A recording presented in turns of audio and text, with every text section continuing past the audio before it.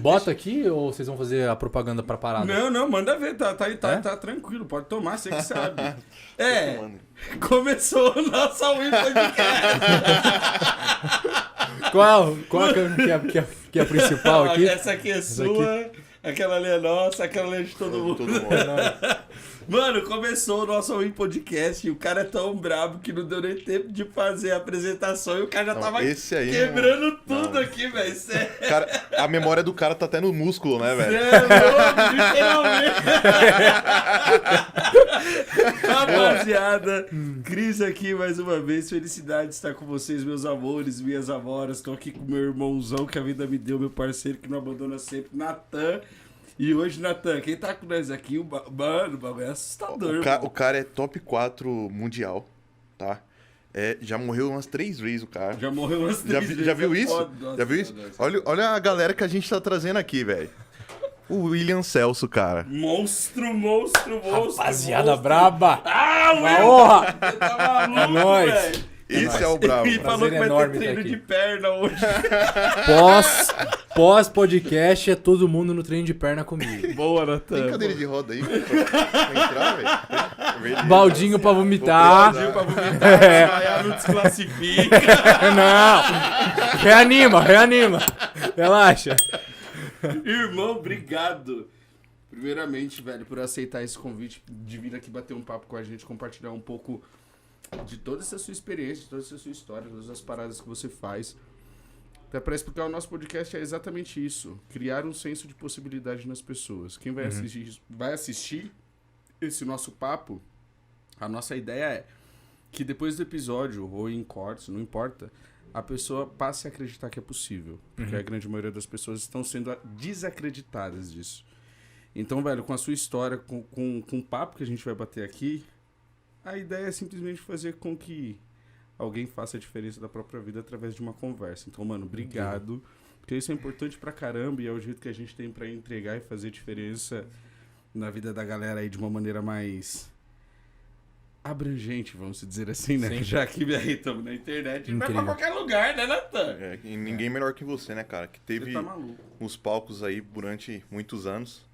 E todo dia a gente tá no palco da vida, né, cara? Exatamente. Todo dia a gente acorda pra vencer. Exato. Né? Ô, Will, com quantos anos você começou essa parada de bodybuilding, treinar e por aí vai, mano? Cara, eu acho que a história ela tem que começar da seguinte forma. Quem estiver ouvindo agora não interessa quem eu sou, não interessa quem são essas pessoas sentadas aqui. Interessa que o que você tem que entender, e eu olho até pro microfone para não olhar para nenhum ser humano aqui, porque eu tô olhando como se estivesse para você, é que você dentro de você tem potenciais. Nenhum ser humano na face da Terra nasce sem uma potência. A potência ela é o quê? Aquilo tudo que você pode se tornar, a tua capacidade máxima. Então, qual é a tua capacidade máxima hoje? O que está faltando você olhar para dentro de você para que você comece a alcançar aquilo que realmente você veio para ser? Você deve incansavelmente se fazer essa pergunta, porque se você nunca se questionar o que eu vim para me tornar, todos os seus sonhos, os seus desejos serão roubados de você. E é o que eu menos desejo hoje para a sociedade. Porque eu percebo que hoje a sociedade ela é uma criação de pessoas, infelizmente, sem sonhos, sem esperança. Então o que eu quero deixar aqui de recado, se você quiser sair do podcast agora, esse é o recado mais importante que você vai levar para sua vida. Qual é a minha potência? O que eu vim realmente fazer aqui? E não dá para falar do esporte sem eu iniciar pelo início da minha vida. Minha primeira competição foi com 4 anos de idade. Você tá zoando, irmão. 4 anos de idade. Mas competição aleatória. De motocross. Motocross. Eu comecei a andar de moto com 4 anos de idade e passou 6 meses, eu fui pra minha primeira competição, ganhei. E ali começou uma vida de competição. Eu sempre entendi que na vida é necessário a gente sempre dar o melhor que a gente pode dar. O troféu e etc. é um mero resultado. E é uma coisa que eu quero deixar aqui, que eu já vou adiantar. Se as pessoas aprendessem a construir o sucesso de um dia, elas aprenderiam muita coisa sobre a vida. Porque as pessoas, elas normalmente não iniciam seus projetos, porque no final da história, né, o projeto parece grande demais. Você abrir um livro, por exemplo, do Elon Musk, do Henry Ford, do Steve Jobs, do Bill Gates, de um atleta de alta performance, e fala assim, caralho, não dá pra chegar. É muito longe. Mas né? se você venceu hoje e ser campeão de você hoje, então quem sabe existe uma possibilidade de você ser campeão de novo amanhã. Não daqui 1 ano, 2 anos, porque você não sabe, você pode morrer no caminho. Mas ser campeão hoje é possível. Então eu iniciei a minha competição de vida em 93, que foi o ano que eu nasci. Alguns anos depois estava competindo de moto. Então eu fiquei ali no motocross e enduro por quase 10 anos da minha vida. Depois, com 12, 13 anos de idade, eu comecei a andar de bicicleta também. Então me tornei piloto de bicicross. Já competi em Paulista, em regionais, já ganhei algumas competições. Caí muito, na moto caí muito, mas felizmente, por incrível que pareça, eu nunca me machuquei. Assim, seriamente. 0 ossos quebrados? Cara, só um pulso quebrado e por um vacilo que não foi nem competindo, nem andando, nem treinando. Uma vez eu tava em casa de boa, um brother me chamou, ele tava com uma bicicletinha velha dele, tava sem freio, e eu morava numa pirambeira, peguei a bike dele, perdi meio que o controle e bati no muro. Meu Deus do céu. Que merda! Estourei a cabeça, 5 pontos na cabeça e aquela fratura brava no pulso. E na competição 0. Nunca caí de machucar Puta feio. que Caraca, Enfim, velho. foda. Bom, só que eu entendi uma coisa quando eu tava com 13 para 14 anos. Eu queria sempre ser o melhor que eu poderia ser. Ganhar a competição, obviamente, era um crédito muito bom. Mas antes disso, eu também queria ganhar de mim. Né? Porque a grande verdade, que se hoje eu falo muito bem assim, etc., mal sabem que eu era completamente gago. Não conseguia falar porra do meu nome em público, na escola. Puta que pariu. A gente vai chegar lá. Mas, cara, eu descontava essa energia, essa raiva que eu tinha, esse inconformismo nos esportes. Então eu entendi com 12, 13 anos, cara, pra ser bom na bicicleta tem que treinar. Tem que levantar peso pra pedalar mais forte e tal. E comecei a fazer minha musculação ali com o objetivo de criar mais força, mais resistência com 13, 14 anos de idade. Beleza. Com 14 para 15 anos, eu comecei a me dar muito mal na escola. Cara, eu era bolsista numa escola particular, desde a 5ª série que eu ganhei bolsa, a gente nunca pagou escola, a minha família. E, enfim, nem tínhamos grana na época para isso também, então eu tive condições ali de entrar através de uma bolsa numa escola particular. E se você começa a se lascar, a galera corta a tua bolsa. Então eu entendi que, cara, eu precisava estudar o mínimo ali, pelo menos. Tinha e aí que ser bom pra se manter, exato, né? Senão, exato. vai fuder. Exato. Eu não era o melhor aluno, mas eu tinha que manter o mínimo ali, né? Bom, com 15 anos, 14, 15 anos, eu falei assim, cara, não dá pra andar de bicicleta e ser bom e estudar ainda. Por quê? Na época eu já era técnico de computador. O meu primeiro emprego real ali com 14, 15 anos foi como técnico de TI. Então eu comecei a trabalhar lá numa assistência de computador de Campos do Jordão, que é a cidade onde eu nasci e morei até quase 1 ano e meio atrás. E, cara, era isso. A minha vida era ir pra escola cedo, à tarde eu trampava e à noite eu tinha que estudar e não tinha tempo pra andar de bicicleta, pra treinar. E na bike, velho, pra você ser bom, você tem que treinar o dia inteiro. Você tem que ficar com o rabo em cima da bicicleta o dia inteiro. E aí eu falei assim, cara, eu não vou ser bom nessa parada. Eu não gosto de fazer as coisas pela metade, mas eu preciso praticar uma atividade física. Então eu vou praticar uma atividade física por hobby, né? Essa era a desculpa pra mim. Competidor e do atividade física por hobby. Por hobby. Ai. Falei assim, não, essa foi a história que eu contei pra mim, né? Beleza.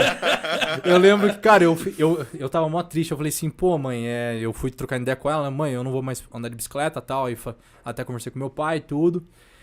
E aí ele disse, tá bom, ok? E aí eu comecei a fazer a musculação ali com 15 anos de idade, 14 para 15, mais forte, né? Na época, eu treinava na casa do meu tio. Cara, a academia da casa dele era do tamanho aqui dessa sala, talvez até um pouco menor. E ali eu comecei a treinar. Ele me deu a chave da casa dele. Ele falou assim, ó, aqui você pode usar. Porque na época não sobrava muita grana para comprar, aliás, para pagar a minha mensalidade da academia. Então, ali era o que eu tinha para treinar. Tinha 3 máquinas. E, cara, aqui fica, eu acho que uma lição que é grandiosa. As pessoas, elas esperam ter tudo para começar. Mas você precisa começar para ter tudo. Enquanto as pessoas não entenderem isso na vida delas, elas sempre vão contar a mesma história de fracasso da vida delas e o quanto a vida é injusta.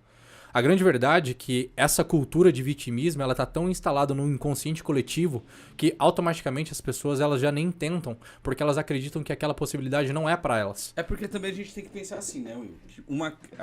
A crença, ela é criada de maneiras específicas. Forte impacto emocional, imagens, repetição, sensações, repetições, por aí vai. E quando a gente começa a bater de frente com isso, né, com esse ponto, a gente começa a analisar que, mano, às vezes a gente bate de frente com a maior referência de autoridade pra galera, que é a própria família, velho. Exato. Isso é muito treta, irmão. Sim. Porque, tipo assim, Sim. porque muita gente fica puta da vida porque a família não apoia empreendedorismo. Exato. Porque empreendedorismo não é um caminho seguro, caramba. E a família quer o quê? Segurança pra Aí você. eu questiono, né? É louco isso, velho. A vida é segura? Não. Nem um pouco, né? Viver o maior risco que tem. Acontece no pô. caos, né, Eu velho? falo pra galera, quanto tempo dura a sua vida? Ah, sei lá, 70 anos. Não, velho, é 1 segundo, que é o tempo que precisa pra ela não existir mais. Exato. Exato. Acabou, mano. Exatamente isso. De quantos segundos você vai viver, tá ligado? Exato. Quantos segundos você vai abandonar? As pessoas hoje elas procuram um falso senso de segurança, mas eu não culpo elas, porque isso está no nosso DNA. E isso está desde quando nós pisamos aqui na Terra pela primeira vez e a nossa história foi o quê? Né, velho? É Cara, isso. se as pessoas tiverem acesso, leiam ou ouçam alguma coisa sobre um grande livro, que é uma breve história da humanidade, né? Ou Sapiens, que são dois livros muito bons. E, cara, você vai entender ali que a sobrevivência sempre esteve no DNA humano. Então, é como se fosse... Como é que eu posso dizer? É algo genético, o ser humano não gostar do risco. Porque a grande verdade é que se você desse errado no passado, você ia se perder do teu grupo, da tua tribo, e você ia ficar de fora da caverna à noite. Sim. E fora da caverna à noite, o que dizia? Frio, animais perigosos, e você provavelmente iria morrer. Então você fazia de tudo para ser aceito no grupinho. Sim. E automaticamente, muitas vezes, você subestimava aquilo que você poderia fazer ou ser. Só que aí nasce um grande problema. Por conta desse defeito genético, assim se dizendo, das pessoas o tempo inteiro procurarem ser aceitas, hoje as pessoas têm uma atitude enorme que é dar de anjo. O que é dar de anjo? Cara, você me chamou aqui para gravar esse podcast. E eu não queria. Só que pelo fato que eu gosto muito de você, eu vim. Mas a grande verdade é que eu tinha que estar, por exemplo, escrevendo um artigo para entregar. Ou fazer qualquer outra coisa, ou simplesmente não queria vir. Vim para te agradar. Ou seja, as pessoas elas estão tão adormecidas, as pessoas elas estão tão mortas delas mesmas que elas vivem em função de agradar os outros e não agradar os próprios desejos e impulsos. Eu não estou falando aqui sobre o narcisismo, eu estou falando aqui sobre uma outra questão. De você falar ou não, né? velho? de você- tem que pertencer ao clã. Exatamente, de você É isso. compreender o que eu valorizo na minha vida. Aham. O que é importante pra mim nesse momento? Qual é a minha prioridade?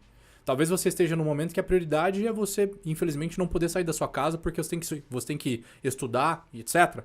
E, cara, enquanto você não aprender a dizer não, você nunca vai criar a tua própria tribo. O que eu digo com criar a própria tribo? A própria vida. É. Regida de acordo com aquilo que é importante pra você. E foi no fisiculturismo que eu aprendi a fazer exatamente isso. Eu fui e eu entendi que, cara, eu estou contra todas as possibilidades. Eu tenho uma academia simples pra treinar, mas eu tenho o suficiente aqui. Eu tenho algumas metas muito claras aqui pra eu começar a criar minha própria vida e o meu próprio desejo, que é esse esporte. Eu tenho que estar aqui todos os dias, eu tenho que aprender a me alimentar. Eu não fazia a mínima ideia o que era proteína, carboidrato, gordura. Eu tenho que aprender sobre o que são suplementos, eu tenho que aprender sobre como que se treina, como que são as divisões musculares, como que os músculos funcionam. E eu não tinha nenhuma dessas informações. O que eu entendi? Eu entendi que eu precisava começar para entender isso tudo. Sempre fui muito autodidata. Cara, brevemente, eu baixei alguns livros de nutrição, comi os livros, eu entendi como... Quando isso, cara? Cara, em 2009, 2008, por aí. Ainda era difícil ainda achar um Cara, material. a internet ainda era, tipo, sei lá, era muito restrito esses Não documentos. só em questão de dificuldade de encontrar material, mas como também você ter que lidar de frente com o puta preconceito que existiu acerca do bodybuilding também Aí, por muito tempo. Olha velho. só, essa aqui é tenso. Na minha cidade de Campos do Jordão, eu fui o primeiro atleta. Cara, os professores depois, quando eu entrei na academia, que eu tinha meus 18 anos, já vou entrar aqui, eles riam de mim. Eles falam assim, cara, não vai dar. Já que eu vou entrar aqui nesse contexto. Mas para concluir, eu entendi uma coisa. Eu tenho que fazer o melhor que eu posso com aquilo que eu tenho. Eu não tenho dinheiro para pagar alguém para me ajudar, mas eu tenho condições psíquicas para dar conta de aprender. Foi onde eu aprendi a montar minha própria dieta, fazer cálculo calórico, a entender todos os músculos possíveis do corpo, a desenvolver um treino. E naquela época eu já desenvolvia um pouquinho do inglês, já me desenrolava e comecei a procurar uns vídeos, porque na época não tinha nada em português aqui. Era muito escasso. Foi na onde eu entendi que, cara, eu sou capaz de criar minha própria realidade. Dentro daquela academia eu fiquei 2 anos e pouco, quase 3 anos. Eu não faltei um único dia. Foram 3 anos dentro daquela academia pequena sem faltar um único dia. O meu tio, que foi um dos meus maiores apoiadores, cara, ele não acreditava. Ele até brinca comigo hoje em dia. Ele falou assim, William, passou lá com você pelo menos uns 60 malucos diferentes. Juro, eu ficava chamando os amiguinhos meus da vila ou da escola e etc. Mano, vamos lá treinar, tal, não sei o que lá. Todos, sem exceção, desistiam na primeira ou na segunda semana. Tinha uns que iam só no primeiro dia. Vou falar que eu não sou bodybuilding, mas já chamei alguns caras pra fazer e isso é fato.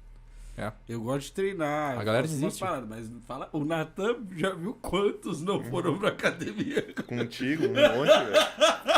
Bora lá, velho. Não, vamos, mano. Vamos Passa um começar. mês, Aí cai depois passa fora. um mês. Não, nem um mês, uma semana. Não, os ligado? caras não vão. Tem cara que bateu o recorde que não passou o primeiro dia. Aí, mano, eu tô sentindo uma dor. Matar. Vai embora no meio do treino. Ali eu entendi, cara, eu tenho algo diferente. Sou chato pra caralho. Sou muito insistente. Por quê? Por que eu consigo dar conta disso e a galera não? Sendo que é só ir treinar. É só 1 hora por dia. Bom, daquela academia eu extraí o máximo que eu pude. Até que chegou um dia eu falei assim, tio, infelizmente a academia tá um pouco limitada. Não dá mais, tem só 300 quilos aqui. Pra fazer leg tem que subir 3 caras em cima. E não tá dando mais. Muito obrigado. Aí eu fui pra uma academia da cidade. Ali os caras riam muito de mim. Tipo, cara, você não vai competir, não tem nenhum atleta na cidade, não tem grana pra isso. Tipo, o primeiro salário meu era R$200 por mês. Era pra comprar um potinho ali de whey que dava na época e já era, entendeu? Eu comia as coisas ali que tinha em casa, enfim. Não era possível ser atleta, né? Eu não tinha o apoio necessário para ser um atleta. Foi aonde eu entendi que, cara, se eu quiser ser atleta, eu vou ter que continuar acreditando só eu por enquanto. Né? É aquilo que eu sempre acreditei. Se você tem um desejo, você tem que ser o mais louco de todos para acreditar que ele pode ser possível. Porque só depende de você. Isso parece ser um tanto quanto motivacional, mas na verdade não é. É bem diferente, você precisa de motivos para agir. Então, o que precisa ficar muito claro, do ponto psicanalítico, quais são os seus motivos para agir? Quais são os seus comos? Nietzsche dizia, um homem que tem um porquê suporta quase qualquer como. Agora, eu já penso até um pouco diferente após ter lido um livro do Ítalo Marcilli que ele diz, na verdade, além do porquê, o homem precisa do como. Porque se ele não tem um como, ele não consegue criar um plano real. Se movimenta. Então você precisa do seu porquê claro com um como muito claro também. E eu entendi que se eu tivesse isso, eu teria tudo. Porque ninguém pode parar uma alma que já decidiu aquilo que vai se tornar. É impossível. Aquilo estava na minha potência. Aquilo estava dentro de mim. O desejo era ardente. Então a partir do momento que eu entendi que aquilo era importante para mim, ia ser e ponto final. E o universo conspira para. É porque já é seu, né? Exato. As outras pessoas não tiveram como perceber isso ainda, mas você já sabe que é Exato. seu, tá ligado? E cara, eu falava pra galera, não, eu sou fisiculturista e tal, e etc. Na época eu tinha 70 e poucos quilos, tinha 80 quilos, a galera olhava. Não é, irmão. Tá tirando, cara. Como que tá o espelho da sua casa, amigo? Magro demais, irmão. Não é. E cara, eu já tinha não a visão do momento, mas eu tinha a visão do que eu ia me tornar. Sim. Em 2012 eu dei uma entrevista que deve estar até hoje na internet, num blog do Alan Azevedo. Esse cara, ele era fotógrafo de eventos, inclusive, infelizmente, há uns anos atrás ele faleceu, mas ele era fãzaço do esporte, tinha um blog, ele mandou algumas perguntas para eu responder na época. Eu tinha participado das minhas primeiras competições, pequenas, e eu lembro muito bem da primeira competição, um pouquinho antes de entrar nessa entrevista, que, cara, em 2011, foi em 2012, eu fui pra minha primeira competição. Foi em São Paulo, e, cara, eu nunca tinha ido pra São Paulo, sozinho, né? Não sabia andar em São Paulo direito. Eu não tinha dinheiro pra inscrição. Eu não tinha o dinheiro pra tinta e não tinha na onde ficar. O que eu tinha? Tinha o dinheiro de ida e o dinheiro de volta e metade pra inscrição e pra comer. Bom, eu cheguei em São Paulo junto com um amigo meu, que é o Cadu. E a gente se encontrou e tal. E aí eu disse, mano, e aí? Ele falou assim, não, eu conheci um cara aqui que ele vai dar uma casa aqui pra nós ficar. a gente lá na pesagem, né? Que é a inscrição e tal. Eu falei assim, sério? Sério. Beleza, então, fechou. E aí eu me pesei, aí consegui a grana ali da inscrição, ele me deu um pouco e etc, pagamos. E aí depois fomos pra casa desse cara que eu nunca vi na minha vida, que é um amigo até hoje, né? Que é o Rodrigo Fraga. E, cara, ali eu falei assim, meu, que louco, velho, eu vou competir mesmo. Aí no dia seguinte, eu fui lá pro lugar da competição, né? Eu ia competir um dia depois, eram 2 dias de competição. E aí eu conseguia a grana pra tinta. Um patrocinador meu que me dava uma forcinha na época, ele tava lá no evento, me ajudou pra comprar a tinta. Peguei, pintei e tal, fiz a parada, competi, tinha 12 atletas, fiquei em um dos últimos. Mas, cara, eu fui na parada. Você fez, irmão. Você fez. E aí ali eu entendi, eu falei assim, mano, competi, velho. E era natural. Caso se vocês quiserem, depois até manda essa foto pra colocar aí. Manda Cara, aí. o shape meu natural. Tipo assim, pra todo mundo que eu mostro essa foto atualmente, os caras falam assim, não pode ser. Tá bolando. Tá Não boladão, pode ser. bolado demais. Aí Gabriel. eu falo assim- Bolado Aí demais. é onde eu falo assim, cara, na verdade, só foi trabalho duro. Porque naquele ano, um ano e pouquinho antes, eu tinha recebido o presente divino de conhecer um cara que é PhD em performance humana. O que é um PhD? Ele é acima do doutor, né? O cara tem que ter inventado algo novo ali dentro da ciência. No caso da ciência dele era performance humana. Que louco. O cara tinha isso. ficado mais de 2 anos na Academia dos Estados Unidos da Marinha Americana, num porta-aviões, Ô, louco. desenvolvendo um meio de treino ultra científico para que os soldados se tornassem muito mais fortes, resistentes e ágeis. Que E bodega. esse treino ele passou pra mim. Era 2 treinos por dia. Tinha dia que eu treinava mais de 27 a 30 exercícios. Você sabe o que você treinar 27 movimentos diferentes no mesmo dia? No mesmo dia eu não sei não, mas eu já tô sentindo a dor porque Cara, tem que fazer 10 E o era bagulho assim já é todos os foda, dias, velho. Era assim todos os dias. E Nossa. esse Projeto treino... Capitão América, né? Projeto Capitão E, cara, América, e é exatamente verdade, isso. mano. Porque o que ele disse? Will, todo mundo vai dizer pra você que esse treino tá errado. E quando eu apareci com esse treino na academia, os professores eram completamente contra. Completamente. Você é louco, tal. E pra ajudar, eu fazia 0 carbo. Eu fiquei 3 anos da minha vida fazendo a dieta cetogênica. Gordura e proteína Sim. só. Aí no final de semana tinha um carb up e no meio da semana era só proteína com gordura. E aí vem o fio da meada. Como é que em 0 carbo você aguentou treinar 2 vezes por dia, dando 4 ou 5 horas de treino às vezes por dia?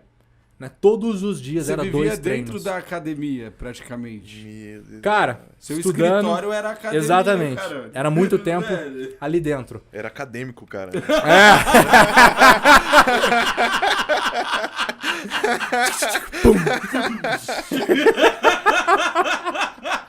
Olha o corte, olha o corte. Exato. Bodybuilder acadêmico. Puta que eu pariu, velho. Olha, Ai, meu Deus do céu. Cara, e ali ele me passou aquele treino, aquela dieta e eu segui à risca. Eu entendi que era necessário e parte do plano. Todo mundo, todos os atletas que eu conheci, os caras falavam assim, mano, tá errado. Eu falei assim, não tá errado. Que eu vou seguir o plano que me passaram. Bom, em 2018, eu competi ali pela primeira vez, os caras não acreditavam que eu era natural. Quem não é do esporte, durante o esporte a performance ela evolui, existem alguns recursos ergogênicos, né? Mas é o que eu digo com toda a propriedade da minha vida, irmão. Se um recurso ergogênico fizesse de uma pessoa um campeão, tornasse uma pessoa com um físico top, teria uma pessoa com um físico maravilhoso a cada esquina. E não tem. As pessoas não entendem que isso é uma cereja do bolo. É Competir... um tempero, né? Exatamente. É um É um temperinho. cerejinha. É um temperinho. Não faz milagre. Nem. Cara, milagre é só JC. Entendeu? A parada não faz. Bom, segui, dei aquela entrevista, indo direto ao ponto. Em 2012, dei a entrevista e eu disse: o meu sonho no fisiculturismo é um dia poder participar de um mundial. Ser um dos melhores atletas paulistas, me classificar para um brasileiro e um dia participar na competição júnior de um mundial. Na história do fisiculturismo do Brasil, pelo que eu sei, o único atleta do Brasil que conseguiu chegar num nível mundial com pouca idade foi o Eduardo Corrêa. O Eduardo Corrêa foi o único atleta do Brasil, um dos únicos, né? Que conseguiu vários anos seguidos subir no palco do Mr. Olímpia, que é o palco mais difícil do mundo, né? É a competição mais difícil que somente pouquíssimos eleitos que treinam ali 20 anos da vida conseguem, né, estar apto a estar ali a um nível competitivo. O processo para chegar no Olímpia é esse, é tipo regional, longo. estadual, É o estadual, nacional. aí brasileiro, aí no brasileiro aí você ficar ali no top 2, você vai para um mundial, e no mundial, se você ganhar, você ganha um cartão que chama Procard. Do Procard você participa de competições profissionais, pontua para ser convocado pro Mr. Olímpia. Caraca! Que rolê da porra, velho! E para você chegar nesse nível são 10, 12, 14 anos de treino. Mano, você vê os caras falando Olímpia, parece que o bagulho é parece tipo, que- foda-se, vou competir e Não, treino não, Olímpia. Porra! A não estrada tinha é longa. noção disso não, velho. A estrada é longa. Bom, 2013, 14 passou, 2015 chegou. 2015, vou abreviar essa história. Fiquei em top 3 no Paulista. E somente os 3 primeiros atletas eram convocados a participar do Campeonato Brasileiro. Fiquei no top 3. Fiquei extremamente feliz. Porque nos anos anteriores eu nunca tinha conseguido ganhar nada. E o Paulista, eu ficava longe de conseguir me classificar. Aí, em 2015, eu fiquei no top 3 do Paulista. Fiquei feliz demais. Eu com o meu coach na época era o Gustavo Pascoaloto. Depois, ali, meses depois, aliás, foi 2 semanas depois, 3 semanas depois aconteceu o Campeonato Brasileiro. O Campeonato Brasileiro eu fui pra ele já quase sem condições, né? E tomando muito menos coisa, com uma limitação gigantesca, fui. Tinha muitos atletas bons do Brasil inteiro. Eu via o Instagram deles na época e tal. Eu falei assim, puta que pariu, esse cara vai estar lá, meu irmão! Bom, Já bate aquele frio na já, barriga, já. né? Ficou difícil. Nossa senhora! Cara, tem muito atleta bom no Brasil. Fiquei em top 2. Perdi por 1 ponto pro Rafael Brandão. Hoje é o maior atleta do Brasil. Caraca, velho. Aí eu fiquei um ponto atrás dele. Eu lembro que na época quem era o coach dele era o Júlio Balestrin. Eu saí do palco, o Balestrin, você quase ganhou do meu atleta, meu, você tá sinistro, não sei o que lá. Você entrou muito bem. Eu falei, sim, obrigado, mas eu quero comer pizza, sai daqui. Queria comer bobeira, cara. Cara, a preparação do brasileiro foi a preparação, uma das mais difíceis, porque eu passei muita fome pra ficar muito definido.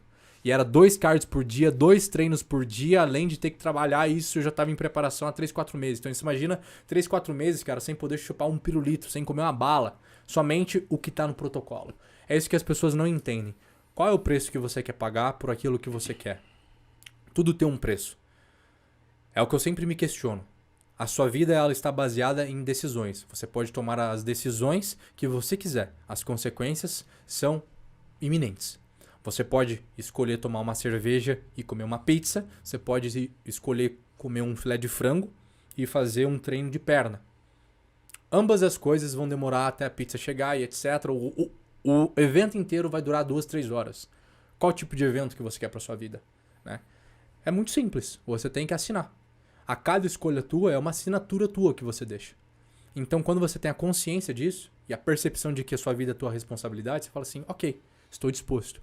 E eu estava disposto, no caso, a me tornar um dos melhores atletas, lá na época eu era um atleta júnior, do mundo. Bom, paguei o preço. Vamos pro Mundial, que é o que interessa. Essa aí eu vou até tomar mais um gole de energético.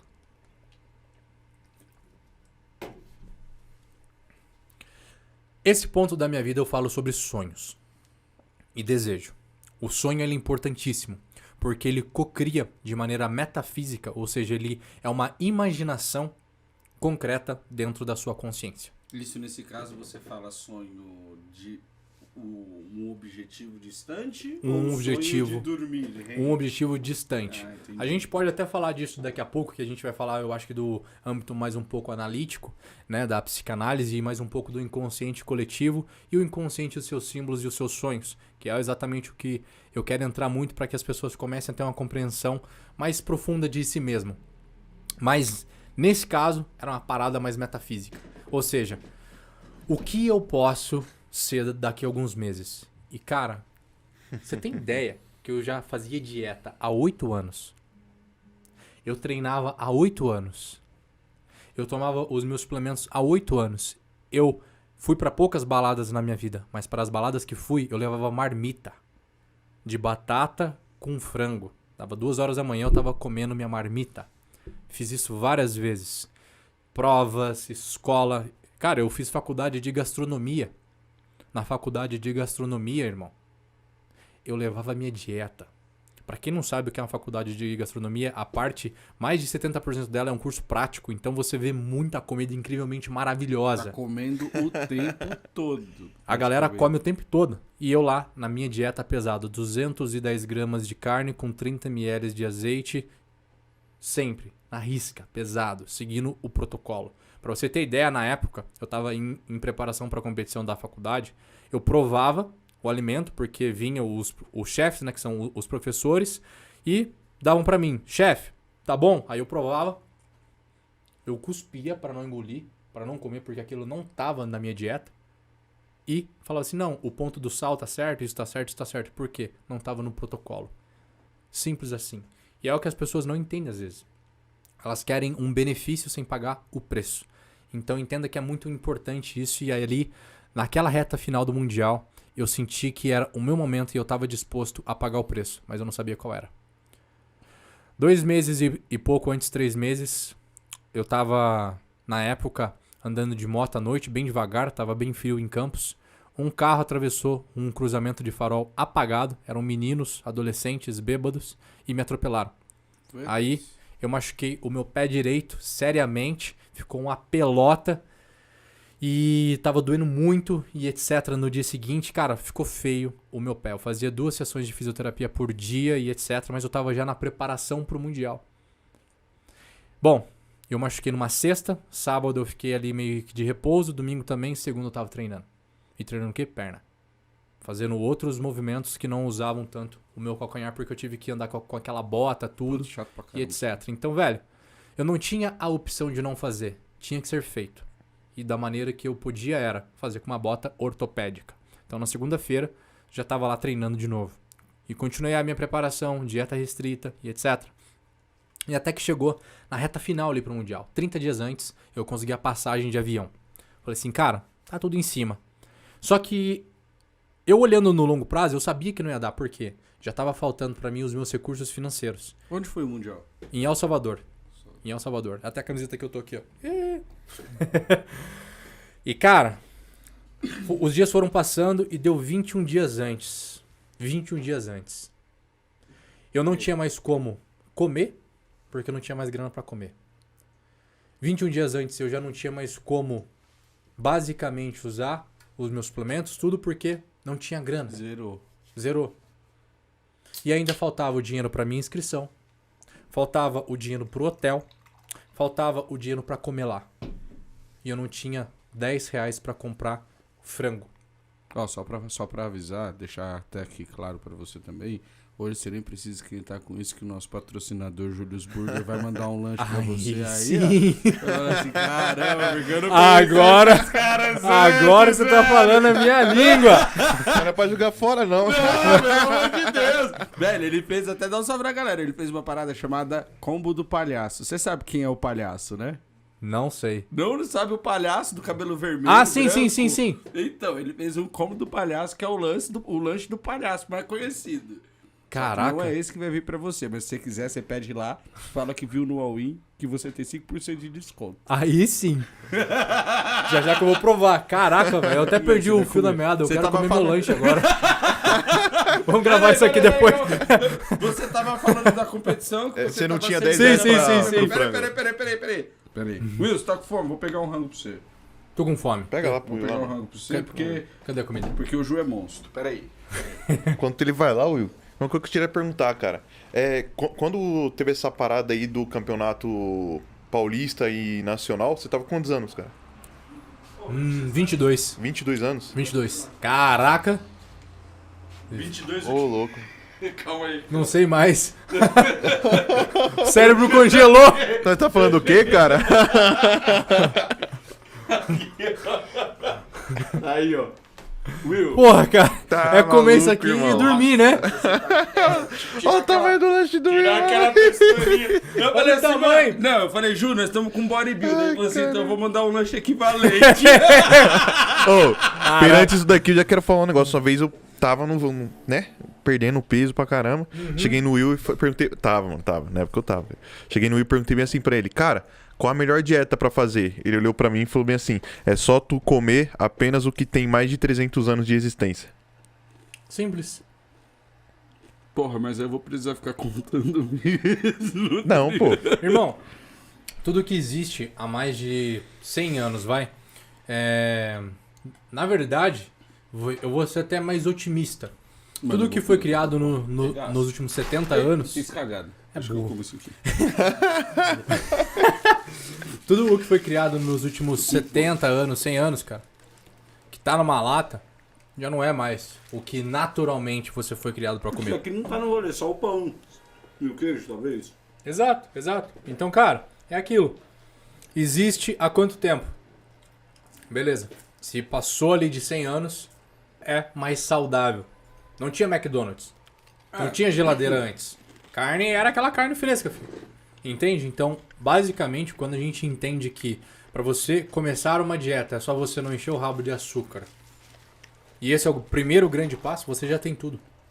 Mas essa é a parte mais difícil, mano. Não é? Pra galera? Cara, por quê? O açúcar, ele é um vício neuroquímico. Ele ativa as áreas do cérebro que é a mesma área que o sexo está, é a mesma área que a cocaína age. Então, dizem que é a nova droga, né? Não só dizem, isso é comprovado cientificamente. Então, quando a gente entende isso, a gente começa a compreender uma coisa muito simples. Não é bacana, de verdade, não é bacana. Mas em relação a comparação de prazer, atividade, a parada toda. Como assim? Tipo assim, por exemplo, você falou neuroquímico, certo? Nós estamos Aham. falando de neurotransmissores então, certo? Uhum. Atividade física também não entra dentro desse rolê? Só que Entra. de uma maneira diferente? A atividade física vai liberar a mesma coisa, só que, Entendeu? veja bem, pra tu vai precisar gastar energia de sair do rabo do seu sofá, de levantar o teu rabo, ir pra um lugar que tenha ferro, treinar, suar, cansar e voltar pra casa pra gerar isso. O outro é só você fazer o Legal. swipe up ali no celular, você entra num aplicativo e manda mensagem. Entende? Então a maioria das pessoas hoje, pelo fato de estarem viciadas em redes sociais, né? Eu chamo que essa é a maior droga do momento, onde está deixando as pessoas cada vez mais idiotas. E se você se ofendeu é porque você já é um idiota. E ó, não tem só isso. Eu trabalho com autossabotagem. Eu falo pra galera que eu comecei a trabalhar com autossabotagem primeiro porque eu fui um especialista em me sabotar. E ainda sou, como todo mundo. Só que a diferença é que eu sei quando virar a chavinha. Sim. Tô me sabotando. Puta, não faz isso então. Vai fazer outra coisa diferente disso. E eu percebi que as redes sociais, elas estão muito conectadas e atreladas à autossabotagem das pessoas hoje. Sim. Porque Sim. você vê uma vida perfeita no Instagram, por exemplo, pra galera, ou você vê, fica passando e migrando, né, de Sim. rede social para rede social. Sim. Isso te prende num fluxo de comparação com o que é bom demais e você tá olhando pro seu backstage, você tá vivendo seu backstage. Que tá triste. Já vem junto com a procrastinação por não fazer o que precisa ser feito e tá ali na rede social. Naturalmente, é aquele lance da crença, vira um Sim. looping. Vira um looping infinito. E automaticamente as pessoas elas estão viciadas, né? Eu digo que é a chupeta digital, é a nova chupeta, é a chupeta digital. E automaticamente elas não querem nada que seja trabalhoso. Por quê? Elas se adaptaram, acostumaram o cérebro delas, os mecanismos cerebrais a adorarem aquilo que gera dopamina, prazer, alegria a curtíssimo prazo. É a cada segundo, é um estímulo novo. A cada segundo é um estímulo novo e quando isso começa a acontecer de maneira perpétua, se torna então uma neuroassociação muito poderosa. Que é o quê? O que é uma associação forte? O que é uma crença? O que é um hábito realmente perpetuado? É basicamente como funciona uma estrada. Já viu aquelas estradas de chão, de roça, bem esburacada?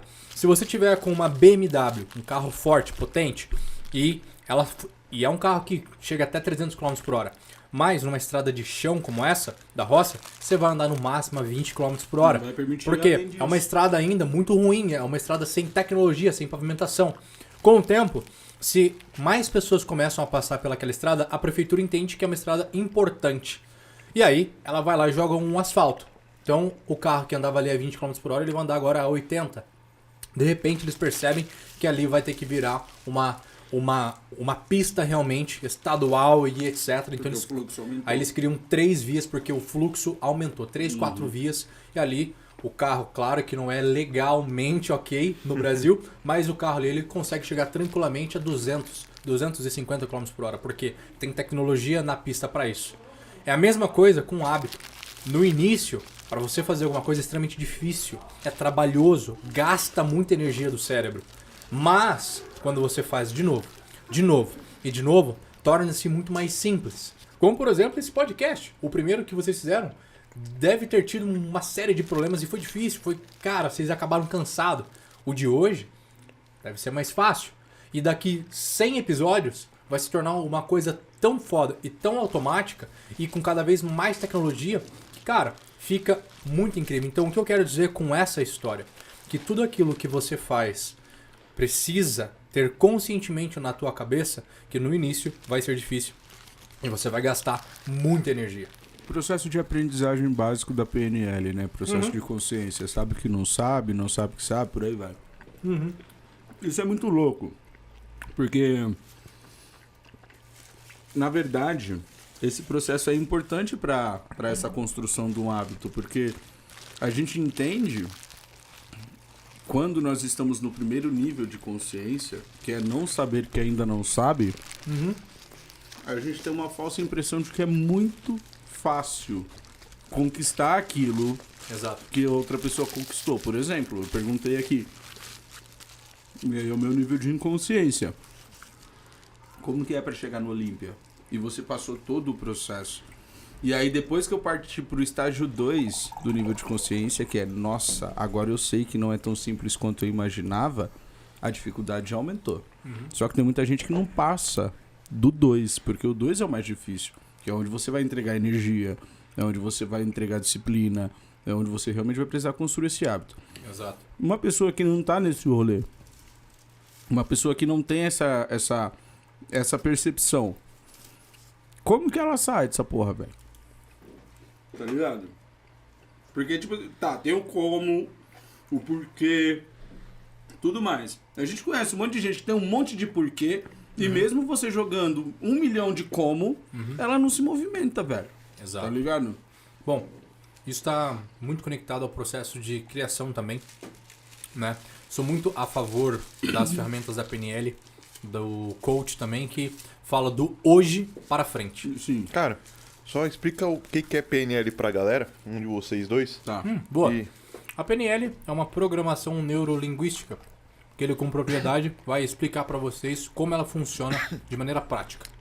Essencialmente, a PNL ela nasceu da arte da modelagem. Então você entende que...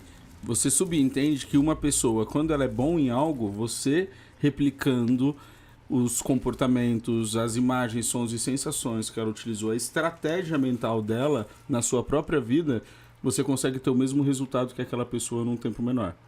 Então, o Richard Bandler, por exemplo, que foi um dos criadores que ele fez junto com o John Grinder, ele é matemático, né? Programador. Então, ele começou a olhar e perceber que enquanto ele gravava os workshops de psicologia na época dele da faculdade na Califórnia, ele ficou indignado, porque 1 e 1 é 2 para um matemático. E quando você começa a perceber, por exemplo, na área da psicologia, que era o que ele estava gravando os workshops, ele olhava e falava assim, pô, usando a mesma ferramenta, terapeutas têm resultados diferentes. Isso não faz sentido. E foi quando ele se juntou com o John Grinder, que era professor dele de linguística, para entender e decodificar os padrões. E nessa, eles usaram como exemplo Fritz Perls, Virginia Satir, que foram terapeutas absurdos da época, até hoje, na verdade, a história deles é absurda, assim.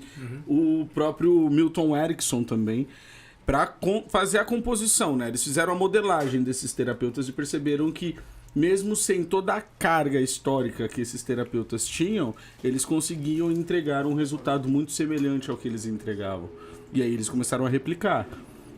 Esporte, empreendedorismo, negócios, saúde, e isso começou a funcionar de uma maneira muito eficiente. E por conta disso, até pelo fato da programação neurolinguística, que significa você reprogramar a sua mente através da comunicação assertiva. Ou seja, você usa a linguística para programar a parte neurológica. Então você usa várias interpretações, né? E muita gente diminui muito essas ferramentas, achando que é uma coisa única e exclusivamente motivacional. Só que quando eu pego uma pessoa num processo de PNL, por exemplo, ela fala assim, nossa, eu estou com uma dor de cabeça. E eu olho para ela e falo assim, mesmo? Tá com dor de cabeça? Tô. Então vamos fazer o seguinte, eu posso tirar, e eu vou, se você quiser, tirar essa dor de cabeça sua, simplesmente batendo um papo. Ela fala assim, não é possível. Eu falo assim, você quer continuar com a dor? Você tem o remédio? Não. Você quer resolver esse problema sem o remédio? Seria interessante. Você quer continuar com a dor ou quer resolver? Quero resolver. Então vamos fazer o seguinte, vamos trocar uma ideia aqui que eu vou te contar uma historinha. E dentro disso, eu começo a fazer uma mudança do processo de identificação daquela pessoa com o que existe. E quando muda o ponto A, que é com dor de cabeça, e o ponto B já é diferente, e ela volta, ela percebe que a dor de cabeça não existe mais. E é muito louco, porque a galera olha e fala, que bruxaria é essa que você fez, velho? É hipnose, não sei o que. Só que não, a PNL, apesar de ter muito de PNL na hipnose, a PNL não é hipnose, porque ela não precisa colocar você num transe pra gerar transformação, sacou? Então, tipo assim, você quer ser bom? A PNL vai te ajudar a aprender como as pessoas que já são boas no que você quer ser, fizeram pra ser, e você vai se tornar também. Ah, que legal. Vai encurtar o caminho. É bom que deu tempo pro Will comer e tudo mais, ó. Quase acabando. Com a minha vontade, velho. Quase acabando. E dentro desse processo de consciência que eu até fiz a pergunta pro Will, é legal até explicar pra vocês também. Na PNL, ela trata consciência e processos de aprendizagem em 4 níveis, né? 4 degraus, vamos dizer assim. Que você é consciente, inconsciente da sua incompetência. No segundo estágio, você é consciente da sua incompetência. No terceiro estágio, você é consciente da sua competência. E no quarto, você é inconsciente da sua competência. Então, no primeiro, eu, não faço ideia que é difícil ser bodybuilder. Aí, depois eu conversei com o Will, eu entendi a dificuldade. Já estou no segundo estágio de aprendizado. Aí, depois, a partir do momento que eu falo assim, beleza, agora eu vou fazer dieta, vou fazer essa porra toda e vou chegar lá no Olímpia também. Eu tô ainda no segundo estágio, eu não passei pro terceiro só porque eu resolvi me movimentar. Eu ainda estou no segundo estágio. Só que quando eu vou pro terceiro estágio, é como se eu já estivesse fazendo mais ou menos o que o Will faz, só que precisando entregar uma energia fodida. Tipo, mano, nossa, tá difícil. E o quarto estágio é tipo o Will. Que o quarto entra numa academia, explode e fala assim, nossa, que legal, hoje foi um dia na praia. O quarto, como tá em consciência, entra a memória muscular que ele já era, exato. Você não percebe, é aquele lance, mano, você nunca andou de bike, certo? Aí você fala assim, mano, vejo a galera andando de bike, é mó fácil. Aí vai, pega uma bike, cai e esborracha a cara no chão. Você aprendeu da pior forma que você tá no segundo estágio agora, que você não sabe andar de bike. Aprende, só que quando você vai andar, você ainda vê aquelas pessoas que ficam prestando muita atenção no equilíbrio, tendo que mexer muito o guidão. Quarto estágio é, gente, olha, uma bicicleta, beleza. Nossa, eu tô pedalando, como que é equilibrar? Então, você nem sabe que você é bom. A maioria das pessoas que são excelentes no que fazem, naquilo que elas fazem, elas estão no quarto estágio. Você vai perguntar, mano, mas como que você faz isso? Puta, eu não sei, só faço. Só que se a gente vem esmiuçando e vem tirando, desfragmentando a estratégia mental daquela pessoa, você consegue pegar, estratégias do Will e neurologicamente reprogramar a minha mente para ter as mesmas percepções que ele, e dentro talvez de um período que o meu corpo também permita, né? Eu consigo chegar num resultado muito próximo do que ele tem. Talvez o resultado não vai ser um Olímpia, mas pode ser uma classificação num campeonato de fisiculturismo, por exemplo. Eu já saí da minha estagnação, já saí de onde eu tava. Estou num nível diferente, não é isso? Exatamente isso. Nada a agregar. Somente que esse lanche tava muito bom. Pô, muito. Não curtiu o lanche, irmão? Quase falando assim, galera, vamos dar paradinha. A barba tá suja aqui, Natan? Tá não. Então, Não. Tá bom. Aí, Tá viking. cara, e isso é extraordinário. E eu usei muito da PNL junto com a auto-hipnose no fisiculturismo. As pessoas, elas ouvem essas duas palavras. Irmão, valeu. como algo tipo assim, hipnose. Nossa, mas isso é bruxaria, isso é uma coisa ruim. Gente, É um tabu muito escroto isso, por sinal, né, velho? Eu acho. vamos lá. E é escroto, e a gente vai desmistificar ele agora. Amém. Lembre-se agora mesmo de um filme que você assistiu que você adorou. Você sabe aquele filme? Eu gosto muito dos filmes de super-herói. Eu me lembro de quando eu assisti o último filme dos Vingadores no cinema. E cara, eu cheguei no cinema, fui lá, eu comprei a minha pipoca, etc. Me preparei pra comer a porcaria aquele dia, né? Que é o famoso dia do lixo ou o dia fora da dieta, né? A refeição, né? Não é o dia inteiro. Fui lá, comprei a minha pipoca, fui lá pro filme, sentei empolgado, comi aquela pipoca como se não houvesse amanhã. E aí, daqui a pouco, tava lá no filme muito empolgado e vendo o Capitão América chegando com a tropa inteira e etc. E venceram a porra toda. E eu falei assim, nossa, que doideira. Daqui a pouco, eu babei. Tipo, caiu uma baba no meu colo assim, caralho. Você tomou um susto, já rolou isso comigo Eu babei. mano, é mó constrangedor. Já não rolou isso com você? Né? Ou se não, quando você menos percebe, você tá assim, né? Já percebeu isso, Jonathan? Caralho, já rolou muito isso, velho. Você estava em transe. Você estava em estado de transe. O que é o estado de transe? É a atenção máxima em alguma coisa. É a atenção extrema numa única coisa. E quando você está com a atenção extrema numa única coisa, as informações que você recebe, elas passam sem filtro. Ou seja, você está entregue, aberto a captar o máximo de informações altamente sugestiva daquele filme. Isso é pesado, você tá cara. sugestivo. Então, as pessoas elas entram em estado hipnótico todos os dias quase. A vida inteira. Só que elas não sabem. Não percebem. Tá bom. Então, o que é quando um terapeuta, no caso, ele vai fazer um acesso ao inconsciente da pessoa, colocar ela em estado de transe ou hipnose? Basicamente ele precisa com que a pessoa se lembre de uma questão importantíssima para ela, para que ela entenda o que aconteceu naquela época, para ela entender que quem brigou com ela ou quem fez ela amar, sorrir, está ali dentro ainda. Né? As pessoas têm o costume de pensar, cara, mas isso foi quando eu era criança, tá? Mas era criança, você ainda é criança, porque você continua sendo o mesmo ser. Você continua sendo você. E pro nosso tempo, aliás, pra nossa mente, pro nosso inconsciente, nós vivemos uma vida atemporal. A biologia do corpo não afeta as memórias do cérebro. Então, se você fechar exatamente agora o olho e se lembrar de um momento de quando você era mais jovem, ali numa balada, numa festa, o teu primeiro beijo, lembra exatamente agora do seu primeiro beijo. Lembra da sensação, lembra do nome da pessoa. Tá aí, ó. Tá presente, ó. Ou seja, exatamente agora você se lembrou de uma emoção que já aconteceu, sei lá, há quantos anos atrás? Mâncora. Pra mim já foi, sei lá, 14 ou 16 anos atrás. Então, quando a gente começa a entender que o cérebro ele é atemporal, as informações estão aqui, mesmo que sejam antigas. Então, por exemplo, quando eu era gago. Cara, eu não conseguia falar o meu nome em público, eu não conseguia ler em voz alta. Quantos anos isso, irmão? Cara, a minha gagueira ela começou a ser um pouco mais séria depois ali da 4ª, 5ª série.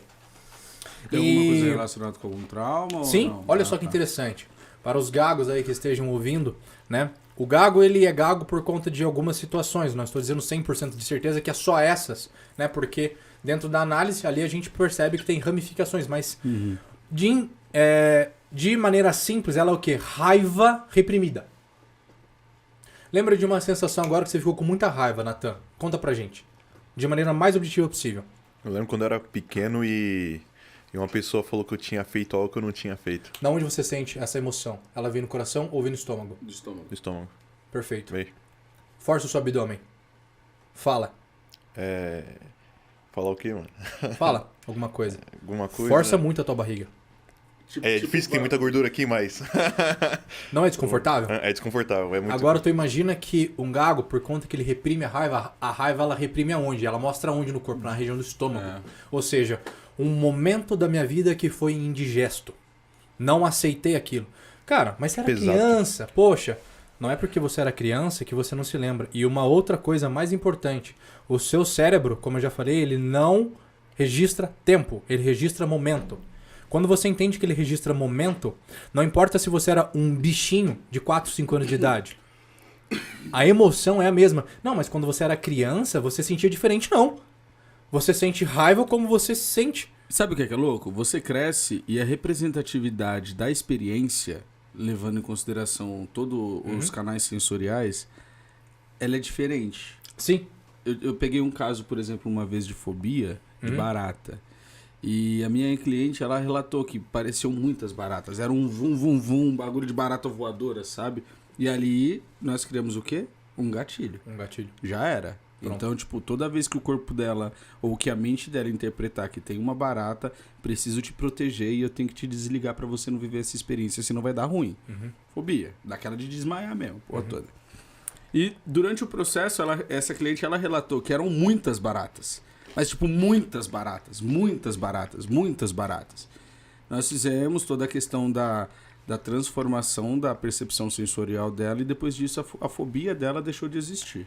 Isso com o processo de PNL. Quer dizer, a lembrança ainda existia, mas a carga emocional da experiência não vinha. Entende? Exato. Depois disso, ela foi conversar com os familiares dela para saber como tinha acontecido, porque ela se libertou. Então, quando você se liberta, você pode voltar naquele ponto Você sem consegue sentir falar a dor sobre, né? novamente, né?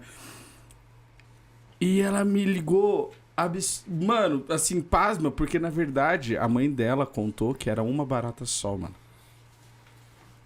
Só que na experiência que ela trouxe do processo que gerou a reação fóbica, na cabeça dela era uma nuvem de várias baratas.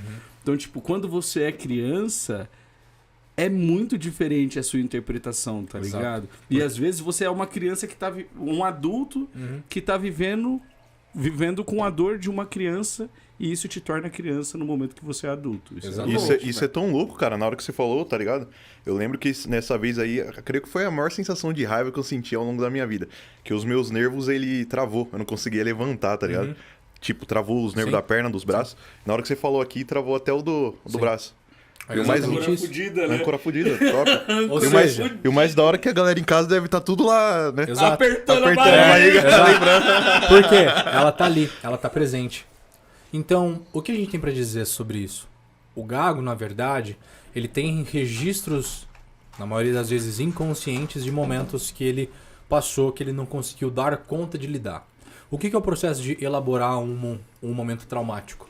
É você ter a capacidade hoje de olhar para ele de uma maneira diferente e conversar com aquele trauma sem cena. Ou seja, olhar para ele, perceber que naquelas condições era isso mesmo, a vida não aconteceu com você, ela acontece para você.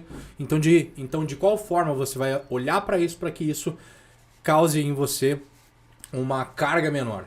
E aí, olha só que interessante. Bom, eu tive meu primeiro acesso ao inconsciente e eu entendi que aquela raiva reprimida era por conta do meu pai. Porque o meu pai ele gritava muito pra falar comigo. O meu pai ele vinha trocar ideia comigo, ou ele ia pedir alguma coisa. Na maior parte do tempo ele gritava. Então, tipo assim, eu falava assim, pai, qual o preço aqui desse energético? Fala! Eu, tipo, foda, caralho, velho. Nossa. E aí eu comecei a neuroassociar que falar era ruim, porque me assustava. E aquilo disparava o meu coração porque me assustava. E aí, somado a outros processos de humilhação, dele me bater em público, né? Dele fazer algumas coisas, e aquilo estava tudo dentro do máximo que ele podia ser. Quando eu, mais velho, isso foi em 2018, né? Voltei para entender o que tinha acontecido, eu percebi que nas capacidades que eu tinha, eu era um ser humano pequeno, com pouca força física, não tinha capacidade de reagir, ou seja, é como se um leãozinho quisesse morder o pai leão. Sim. Ele não tem capacidade, Puta, mas ele ainda sente a mesma emoção que o pai leão sente, por exemplo. A raiva é idêntica nos dois, não importa o tamanho do corpo biológico. A pressão mental, a sensação física é idêntica em idêntica. ambos os corpos. Não importa se é uma pessoa de 2, 5 anos ou de 30 a 45 anos. É que ela vai interferir cada um, na verdade, dentro daquele momento que Exato. ela entende, mas Exato. a pressão é a mesma. A pressão é a A mesma. pressão é a mesma. E aí, é o verdade. que eu entendi? Cara, eu entendi naquele momento, nessa hipnose que eu fiz, que, cara, o meu pai fez porque ele tinha que fazer, porque era o melhor que ele tinha pra dar. Eu, dentro desse exercício, eu consegui dar assistência pra criança que eu era. Eu olhei pra mim e eu conversei comigo, me abracei e disse, cara, você era pequeno e você não tinha como se defender. Agora você é grande e tem como se defender porque eu estou com você. E como é se- grande, né, velho? É. Você tá É como se eu... Você tá É louco. como se eu olhasse pra mim pequeno. né? Dentro da dinâmica, você imagina, você se permite imaginar, daí eu me acolhi. Eu falei assim, cara, eu não preciso mais ter medo, porque agora eu tenho capacidade de me proteger. E aí, a partir daquele momento, eu chorei muito nessa dinâmica, né, que eu chamo de choro velho. Eu faço uma pergunta para as pessoas. Há quanto tempo você não elimina o seu choro velho? O choro velho são aquelas vozes, você sabe, que sempre batem na tua porta para tirar uma satisfação com você, mas você coloca ela para debaixo de novo do tapete. Né? Você sabe aquela sujeira que você vê naqueles desenhos animados que eles jogam a sujeira debaixo do tapete? As pessoas fazem isso com elas mesmas. E por conta disso, essas vozes, elas vão se acumulando. E, de repente, essas lágrimas velhas que estavam ali debaixo daquele tapete há tanto tempo saíram. Foram vozes ouvidas. E quando eu as ouvi, aquela energia daquela emoção drenou. Eu entendi que a minha vida foi aquilo, cara. Não ia ter um movimento no mundo que mudaria a minha realidade. Porque foi. E se foi, não há mais nada a fazer, porque o que foi é uma verdade, é um fato. Mas a maneira que eu olho para o fato pode ser diferente. Que aí é onde a gente entra. Qual é o simbolismo que você dá para o momento que você passou? É onde entra o inconsciente. O nosso inconsciente, ele não entende praticamente nada da mesma forma que o outro. É como você falou, na psicologia, 1 mais 1 não é 2. Porque uma outra pessoa pode ter uma visão diferente. Então, uma breve história para a gente concluir esse enredo aqui da gagueira. Nossas primeiras formas de comunicação foram desenhos nas paredes rupestres, né? Aliás, nas paredes de caverna, que são os desenhos rupestres. Daquela forma ali, o homem contava suas histórias através de desenhos. Portanto, ele não tinha um vocabulário. Não tinha a letra A, E, não tinha frases. Eram alguns grunhidos, segundo os estudos, e pequenos desenhos que contavam histórias. Era a forma que o homem encontrou para expressar suas ideias. Então, aquelas histórias, elas contavam que o homem, ele ficava tranquilo, aí ele tinha que caçar, ele caçava os animais, aí tinha a fogueira, tinha a família. Enfim, os primeiros desenhos são esses. Foi a forma que o homem aprendeu a contar suas histórias. Foi ali que o inconsciente e o consciente começou a ser formado. O inconsciente por quê? Desde o início, a forma que nós entendemos as histórias é através dos símbolos. Os símbolos, então, eles dizem sobre alguma coisa, eles representam alguma coisa. O seu cérebro, ele não entende garrafa, ele entende o que a garrafa significa. Sim. Então, de maneira muito simples, o número 1, no início, não era número 1, era um símbolo que representava alguma coisa. Hoje, as pessoas que estão me ouvindo, elas me entendem, porque os símbolos, a minha fala, ela é composta por símbolos, que quando você ouve, vocês aqui ouvem, vocês me entendem porque o teu cérebro foi treinado para compreender e interpretar esses símbolos. Mas, exatamente o que eu estou falando agora, para alguns pode ser difícil, porque ela não está acostumada com a simbologia de fala que eu estou usando. A mesma coisa, if I start to speak English here, probably nobody will understand me. Yeah. A maioria não vai me entender. Por quê? Não estão acostumadas com o símbolo, que é simplesmente uma outra língua. É um símbolo diferente. Então, o que tem que ficar muito claro, o nosso inconsciente, ele interpreta por símbolos. Então, a criança, quando ela começa a falar, ela começa a ver símbolos. Vê lá o bichinho, ela associa que tem um nome, boi. Aquilo é um símbolo, que disseram para ela que chama boi. E aí vem, o símbolo daquele momento que ficou gravado para mim é: você é incapaz, porque você é simplesmente mais fraco que o outro ser humano grande, e por conta disso, você não pode expressar suas emoções, porque senão é mais doloroso ainda. Então trate de guardá-las dentro de você. E reprimiu. Ficou guardada dentro de mim. Só que é aquilo que eu falo, tenta falar com a barriga apertada. Não dá. A voz não sai tão bem. E com o tempo você começa a dar umas travadas porque te falta ar. E aí, com o tempo, você vai começando a travar, aí vai gaguejando, até que de repente você começa a repetir esse padrão constantemente. Porque você se acostumou a falar dessa forma. Então, o que fazer? Entender que a sua vida ela aconteceu para você e foi um momento que pode ter trazido algum simbolismo importante para você se tornar quem você é. Para mim foi o seguinte, de maneira muito simples.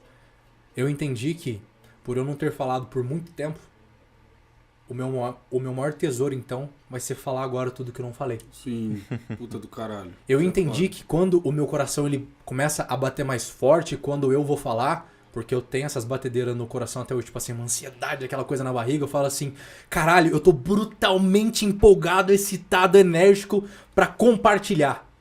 Eu troquei a neuroassociação. Sim. Eu troquei a chave. E aí, isso me deu um benefício extra, o poder de compreender o outro e não olhar apenas pro meu próprio umbigo. Fui eu, então, fazer o mesmo exercício com meu pai. Fiz uma regressão com ele. Pai, é um exercício aqui e tal. Pela primeira vez na vida eu vi meu pai chorando que nem criança, por algumas horas.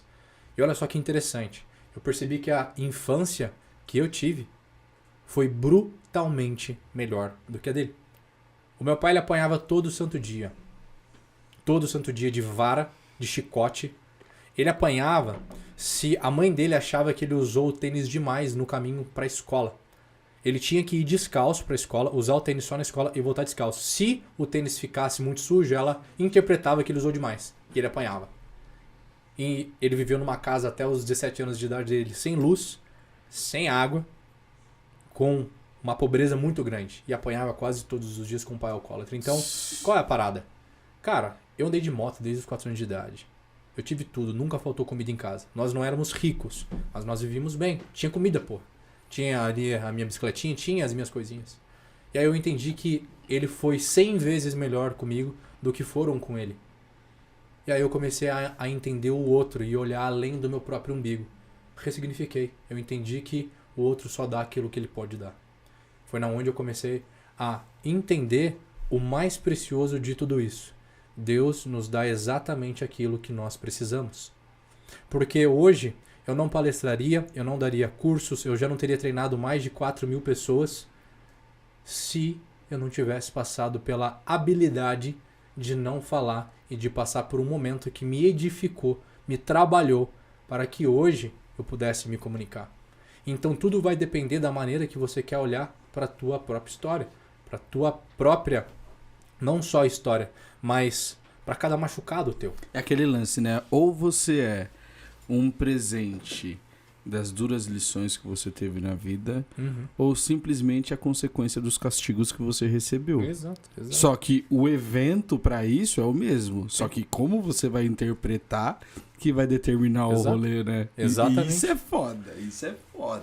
Bom, entendi, chorei, ajudei. O meu pai, hoje a gente é amigo pra caralho, se ama pra caralho, brotherzaço um do outro, porque eu odiava ele a infância inteira. E eu entendi que falar era bom. Bom, Curioso que eu tive uma experiência muito semelhante contigo, mas no nosso próximo podcast eu vou contar. top demais, top demais.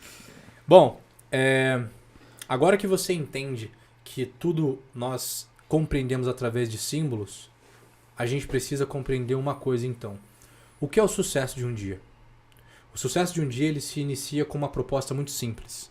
O que eu posso fazer hoje para ser incrivelmente melhor do que fui até hoje? De que forma que quando eu finalizar o meu dia, eu vou me olhar nos olhos e vou definir: eu sou um campeão. O sucesso de um dia, ele é exatamente aquilo que te leva mais perto para os seus grandes projetos, mas através de um pequeno projeto do hoje. E foi o que aconteceu 21 dias antes do Mundial, que eu não tinha R$10 para comprar frango na minha próxima refeição. 21 dias antes, eu não sabia como é que eu ia competir. E foi onde eu tive a minha desistência rápida. Eu desisti porque não tinha mais como eu ir competir. Porque eu já tinha pedido dinheiro em todos os comércios da cidade de Campos. Os meus pais já estavam me ajudando com tudo que eles podiam. E não tinham mais recursos para me ajudar. Foi onde eu tive que dar um jeito na situação. Bom, o jeito que eu dei eu vou desistir. Porque eu já tô causando prejuízos demais, não só para mim psíquicos, mas para as pessoas que eu estão ao meu redor, que estão pedindo ajuda por mim. Cara, não tá dando. A minha mãe tem um salão de cabeleireira, ela fez uma rifa, ela pedia para as clientes. O meu pai ele é mecânico de motos, ia pedindo também para os clientes dele uma força, uma ajuda, pedindo nos comércios, um dava R$10, R$50, R$100, mas 21 dias antes a parada tinha se esgotado completamente. Eu desisti. Chorei muito naquele dia e eu me lembro muito bem de ter ligado pro meu tio, uma das pessoas que, né, eu tenho como mentores, assim se dizendo, e ele me falou o seguinte: cara, não tem problema, ano que vem tá aí, você pode tentar de novo. Cara, na hora que ele me falou aquilo, mas eu engoli a seco, cara. Mas eu engoli como se eu tivesse engolido prego. Porque a pessoa que eu mais acreditava disse que tava tudo bem. Só que não era isso que eu queria ouvir. Eu queria ouvir 3 murros na minha cara e falar assim, te vira. Vai lá, caramba, resolve essa porra. E no ano que vem tem mais. No ano que vem tem mais. Eu resolvi acreditar naquilo. Era uma tarde de sol em Campos. Bom, eu respirei fundo, chorei muito, comi um pouco a mais aquele dia, eu tava em dieta já há meses, me alimentei com mais arroz, eu comi mais coisas, mas não comi muita bobeira, e dormi. No outro dia, eu fui pra academia. Afinal de contas, vida que segue, né? Acordei, fui lá fazer um cardio, e eu me lembro de ter chegado na academia como se fosse agora. Eu cheguei, coloquei os meus fones, tinha um fone muito bom na época, fone da Beats, aquele que tapava o ouvido, né? E até pensei em vender o fone durante a competição, pra vocês terem ideia. Mas enfim, coloquei a parada e eu gosto muito de ouvir podcasts, eu gosto muito de ouvir vídeos e pelo fato que não tenho a possibilidade sempre de falar inglês, eu ouço muito pra pelo menos ter uma compreensão boa pra continuar trabalhando isso dentro do meu cérebro. Achei lá uma palestra de um cara chamado Les Brown. E eu me lembro muito bem de no meio da palestra ele começava a falar de qual é o seu sonho, qual é o seu sonho, qual é o seu desejo.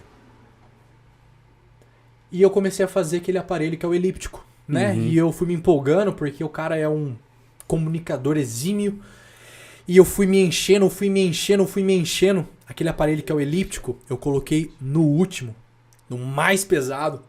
E, cara, indo lá, e de repente, cara, a máquina começou a andar pela academia, e eu de olho fechado, e ele começou a falar. Não importa o quão escuro fique ou o quão difícil fique, se você cair, trate de cair de costas, porque se você cair de costas, você pode olhar pro céu e ainda alcançar os seus desejos, porque enquanto você consegue enxergar, você ainda pode ver uma luz no final do túnel, porque enquanto você respira, você ainda pode rastejar, e se você não puder mais rastejar, você vai poder ao menos olhar. Enquanto o seu olho estiver aberto, existe uma possibilidade de você viver o seu sonho, de você viver o seu desejo. E você é o único responsável por todos os dias se lembrar de você que não está acabado até que você vença. Você pode viver o seu sonho. Você pode viver o seu desejo. Desde que você continue olhando dia após dia, acreditando. Você pode viver aquilo que você escolheu viver. E cara, eu vi aquilo, comecei a chorar que nem um louco. Eu quase quebrei o elíptico. Eu terminei quase 40 minutos de cardio, pingando água. Olhei pro dono da academia que me ajudava muito, o Edmar. Olhei pra ele, ele meio assim, eu falei assim, eu vou competir. Eu vou pro Mundial. Não interessa o que eu tenho que fazer, eu vou. Ele olhou pra mim e disse, você vai. Naquele dia, cara, eu fiz um dos treinos mais árduos da minha vida. Eu costumo dizer que houveram alguns momentos na minha vida e um deles, que não vai dar pra contar hoje, mas a gente pode voltar aqui pra vários outros episódios. Eu ouvi um amém.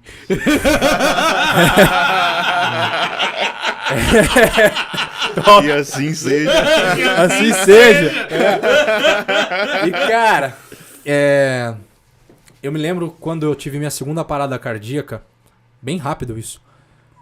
O médico olhou pra mim e ele falou assim, você nunca mais vai poder treinar.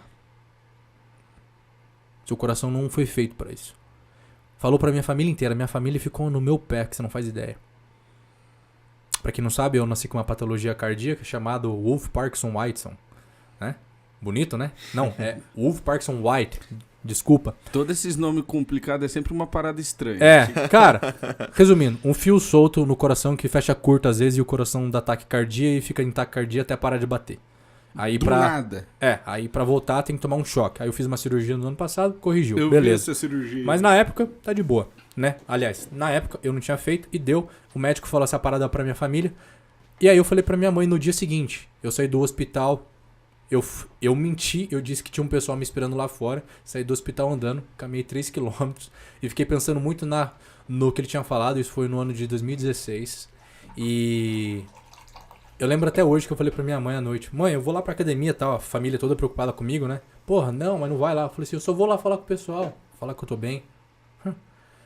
Cara, eu cheguei lá e nesse dia eu lembro de ter feito um dos treinos mais severos da minha vida, comparado a esse treino do Mundial. Então foi por isso que eu contei essa história também, porque foi um treino muito parecido. Cara, foi um treino de peito. Foram 55 minutos de treino de peito. Peraí. O médico falou pra ti que o seu coração não tinha sido feito pra isso. Não tinha sido, Tu andou por 3 horas? Não, por 3 quilômetros? Por 3 quilômetros já logo de manhã, e eu falei assim... E fui treinar peito. Eu não vou aceitar alguém dizer o que eu posso ser. Eu não tolero que digam o que eu posso ser ou não na minha vida. Se eu morrer hoje, eu vou morrer fazendo o que eu amo. Não o que o outro acha que é melhor pra mim. Se for pra morrer, que seja vivendo, né? Exato. Cara, naquele dia, eu mostrei pro meu corpo quem tava No comando. Em 55 minutos de treino com o meu treinador, cara, eu fiz tanta força. Em 55 minutos, eu não parei um segundo. Foi 55 minutos, um treino igual ao do Mundial, de urro. Era grunhido na academia de dor. E, cara, supino com 180, com 190, 200 quilos. O descanso era fazendo com menos carga. Era fazendo com 50 quilos de cada lado, com 40 de cada lado. Eu parava, ao invés de descansar, eu ficava travando e flexionando. E, cara, pingando água, suor de blusa, de touca. E, mano, só tapa e mais. E eu lembro até hoje que eu cheguei na academia e eu falei pro Japa, que era o meu treinador, Japa, o médico disse que eu não nasci pra treinar, que meu coração não suporta. Vamos nos certificar que ele está errado. Aquele dia eu castiguei o máximo que eu pude o meu corpo e eu mostrei pra mim mesmo que eu não sou o que os outros dizem. Eu sou algo a mais do que isso, eu sou além do meu corpo. E foi exatamente o que aconteceu 20 dias antes do Mundial. Eu fiz um treino com tanta força, mas com tanta força. Na flexora, que é aquele exercício de perna que você fica puxando a perna, cara, eu tava fazendo mais de 300, 400 repetições. É o quê, mano? Sem parar. Eu parava, eu tomava um tapa e continuava. E um. Cara, não acabava.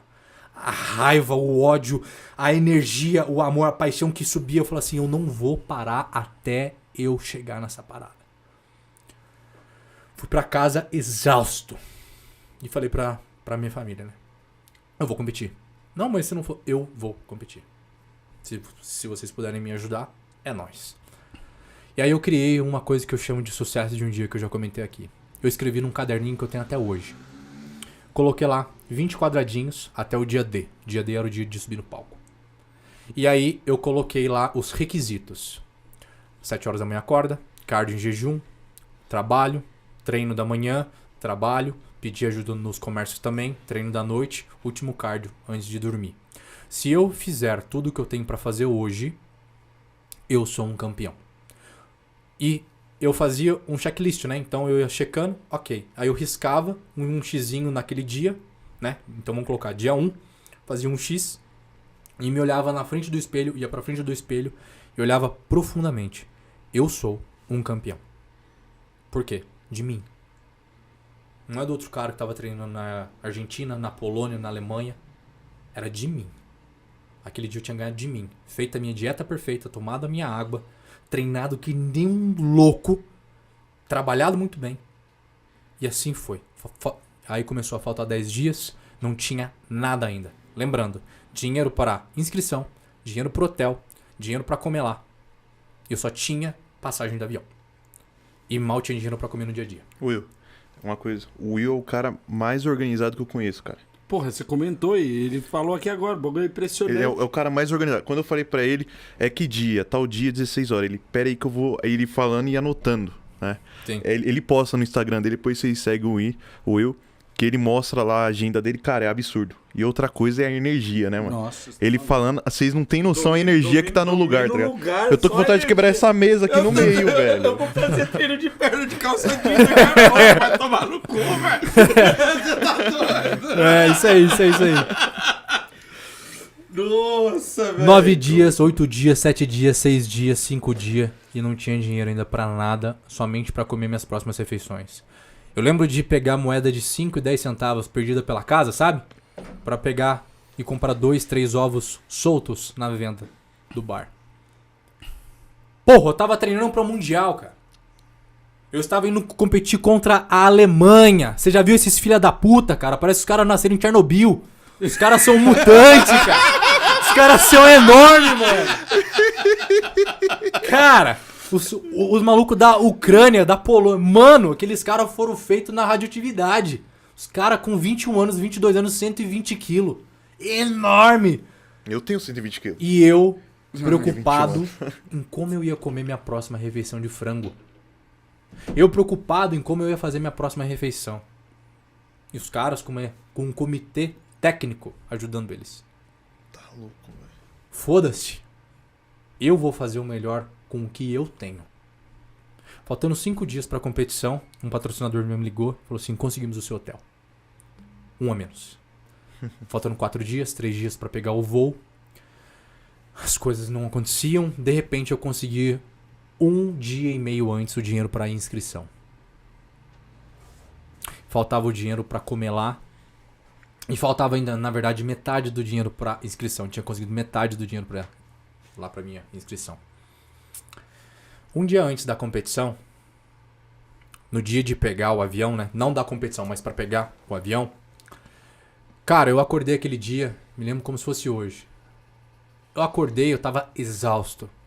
Gente, vocês não entendem o que é você ficar 3 meses fazendo 1 hora, 2 horas de escada por dia. Nossa. E mais de 2, 3 horas de treino por dia. E ter que trabalhar. E ter que sorrir pra sociedade. Porque é tua escolha, irmão. Ninguém escolheu isso por você. Então se você escolheu isso por você, ninguém merece ficar pagando pato pelo seu mau humorzinho. Mesmo você tonto de fome o tempo inteiro. Tonto, assim, de não conseguir ficar de pé. De tão exausto. Vida que segue. Acordei naquele dia com uma sensação de tipo... Eu sou um campeão. Não importa o que aconteceu. Eu venci. Porque eu sabia que eu tinha dado tudo que eu podia até aquele dia. Não teve desculpa. Meu tio me ligou, era umas 10 e pouco da manhã. Vem aqui que eu tenho que falar com você. Eu falei assim, não tio, tem que passar nos comércios hoje, tem que pedir uma grana e tal. Ele falou assim, vem aqui que eu quero trocar uma ideia com você. Aí eu falei assim, tá, beleza. Peguei e fui. Cheguei lá, ele tinha acabado de comprar uma BMW linda, velho. Uma V8, quase 500 cavalos, coisa mais linda do mundo. E ele falou, e eu falei assim, caralho, que foda, que legal. Ele falou assim, entra aí, vamos dar uma volta. Eu falei assim, não tio, eu tenho que ver, entra aí. Entrei lá, entrei no carro dele, a gente foi lá pra uma parada lá de Campos, lá que tem um visual bonito pra caralho, uma serra do caralho. E ele olhou pra mim e falou assim, William, sonhos foram feitos para serem vividos. Esse carro não interessa o valor dele. É um sonho meu de 25 anos de trabalho. 25 anos que eu tenho essa empresa, que é uma madeireira. E hoje eu tenho o que eu tenho. Esse foi um presente pra mim. Eu sei de tudo que você passou. Sua mãe comentou tudo comigo, os bastidores. E... tá aqui, ó. R$1.000 pra você. Eu falei assim, eu era um péssimo recebedor, cara. Nossa. Eu aprendi a ser um bom recebedor. Eu sentia que, cara, eu devia tudo pro mundo, né? E eu não podia receber nada de ninguém. Cara, eu falei assim, não, tio, não sei o que lá. Ele falou assim, pega, que é teu, você mereceu. Sonhos foram feitos para serem vividos. E eu não acreditava que você ia suportar tudo que você suportou pra estar aqui hoje. Pega, que você mereceu. Peguei a grana, chorei. Peguei, a gente voltou. Eu peguei minha moto. Pode continuar. Pode? Tem essa entrada. Boa. E naquele dia, eu continuei. Cara, passei em mais alguns comércios, ganhei ali mais R$50, mais R$100 e etc. Passei o dia inteiro. Cheguei em casa, era umas 9 e pouco da noite, do último treino. Eu preparei a minha mala. Eu deixei tudo pronto. Eu fiquei com meu passaporte na mão. Eu fiquei literalmente pronto. 10 e 20 da noite. O carro que ia me pegar lá da prefeitura de Campos do Jordão para São Paulo, Guarulhos, ele ia me pegar às 11 horas da noite em ponto, porque o meu voo era de madrugada. Faltava mais ou menos, então, 30, 20 minutos para eu pegar o voo. O carro para ir pro voo. E ainda me faltava R$630. Caraca, você tava tipo nos 45 de segundo tempo e ainda faltando grana.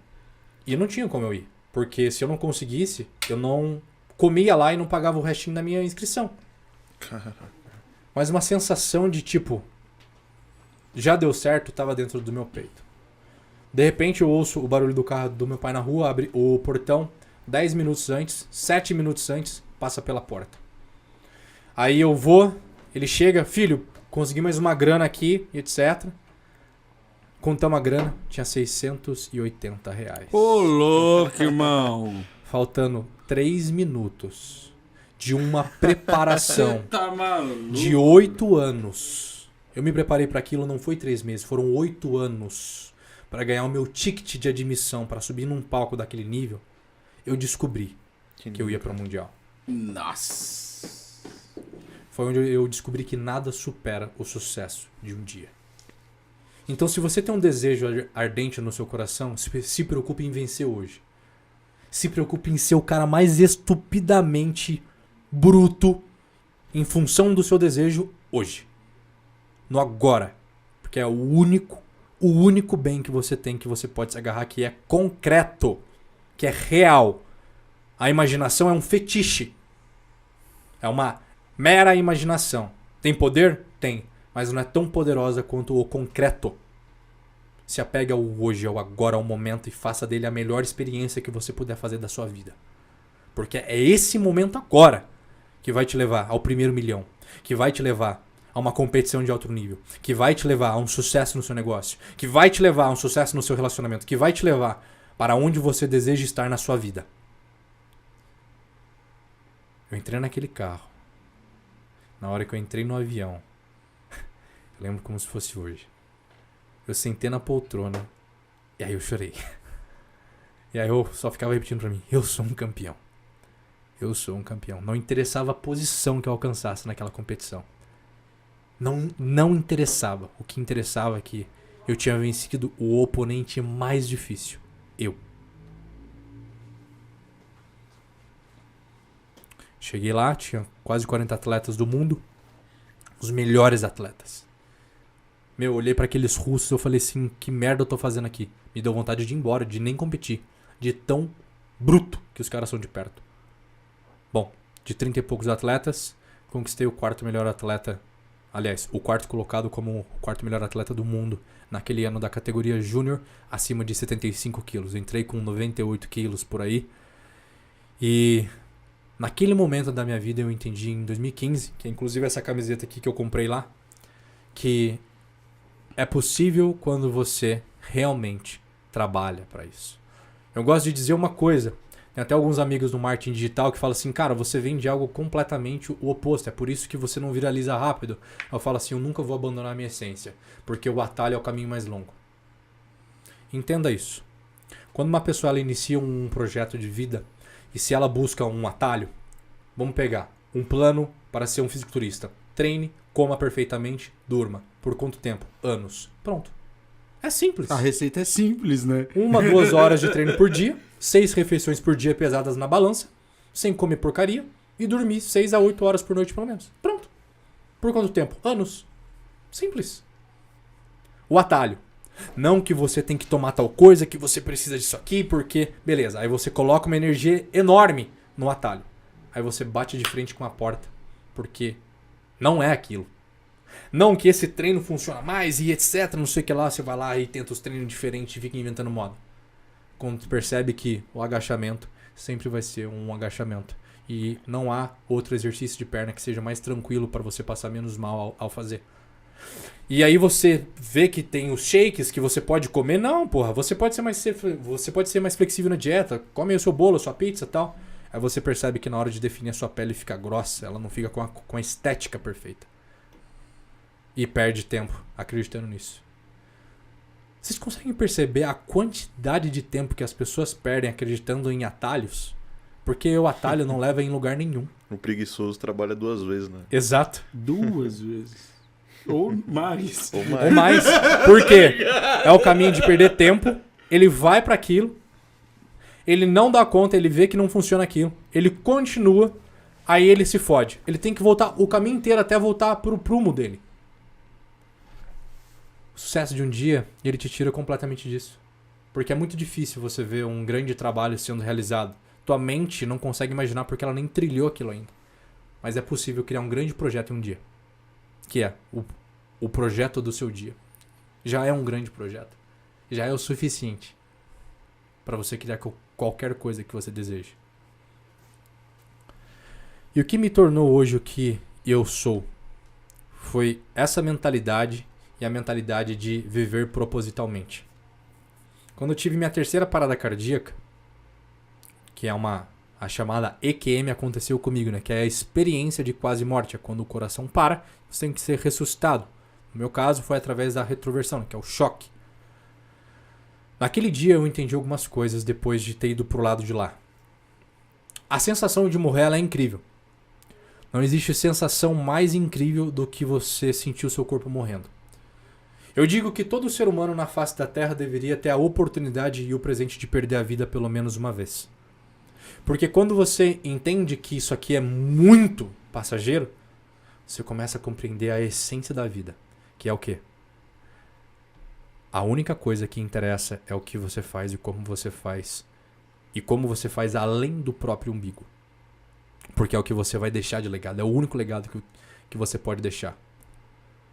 A sensação de morrer te traz para uma coragem. Porque você percebe que, cara, você vai virar comida de minhoca.